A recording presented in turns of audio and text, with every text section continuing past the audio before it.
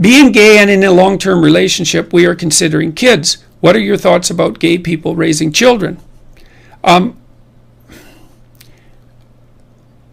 I think the devil's in the details, to tell you the truth. If I was ever talking to any individuals about that, the question is, well, how would you raise them? I mean, you have problems, right? If you're both of the same sex, then you're going to have the problem of how to provide the proper model for, let's say you have a boy and a girl. We know this is indisputable, and this is something I've talked to Warren Farrell about.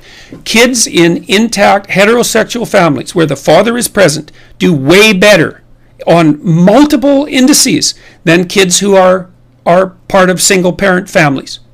Now, that doesn't mean that there are no single parents who do a good job, right? That's not the same bloody claim. Those are different claims. But on average, not only do kids where fathers are present do better, but societies, or even local societies where there are more fathers present, do better, not only for the kids that they're fathering, but the kids in the neighborhood where there are lots of intact families with fathers do better. And so I believe quite firmly that the nuclear family is the smallest viable human unit. Father, mother, child. Smallest viable unit. And if you fragment it below that, then you end up paying.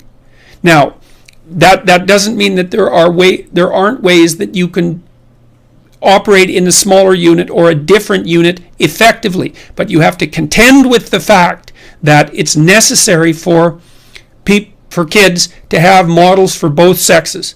And that means accepting that the sexes are different, even though there's a fair overlap between them, accepting that they're different and that both sexes play their role. It looks like what fathers do, and I talked to Warren Farrell a lot about this, and I'm going to release this video this month about what fathers do. And a lot of what they do is rough and tumble play with the kids, which kids really, really, really like. And it's really important, as Jaak Panksepp, a great affective neuroscientist, laid out in his studies on rats. He discovered the play circuitry.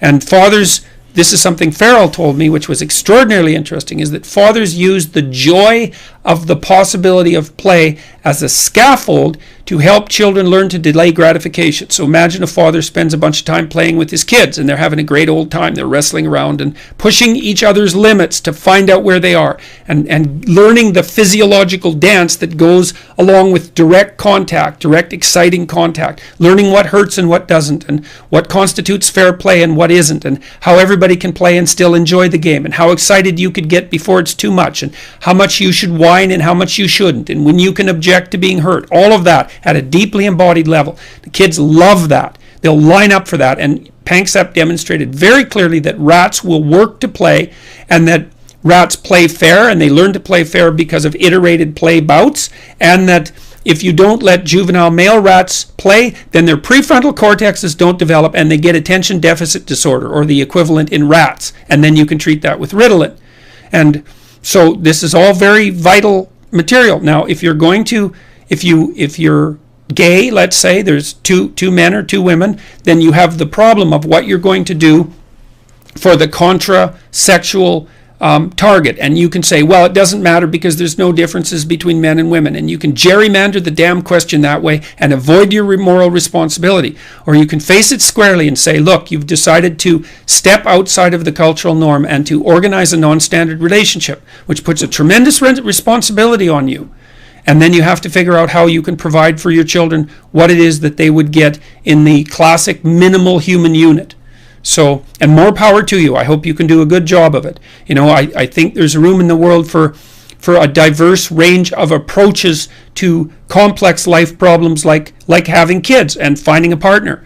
But that doesn't mean you get to bury your head in the sand about the absolute realities of life and the fact that there are biological differences between men and women. To deny that is reprehensible in my estimation. And besides, the empirical data, the scientific data are crystal clear. So, okay.